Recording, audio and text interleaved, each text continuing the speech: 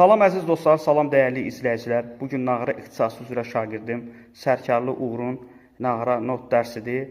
1-ci sinifdir, bildiyiniz kimi. Uğur, xoş gəlmisən, necəsən? Yaxşı. Uğur, ümumiyyətcə, hal-hazırda istifadə etdiyi nağaraya nə deyirlər? Qoltuq nağara.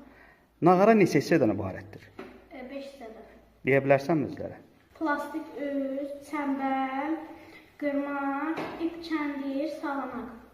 Salam əziz dostlar, salam dəyərli izləyicilər. Bugün yenə not dərsi ilə sizin qarşınızdayıq.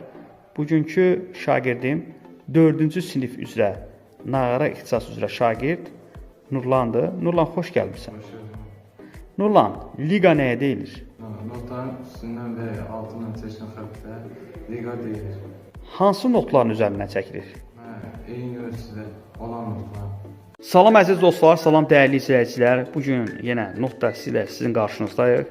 Yenə Allahverdiyev Yusif bizim qarşımızdadır. 2-ci sinif nağara ixtisası üzrə şagirddir.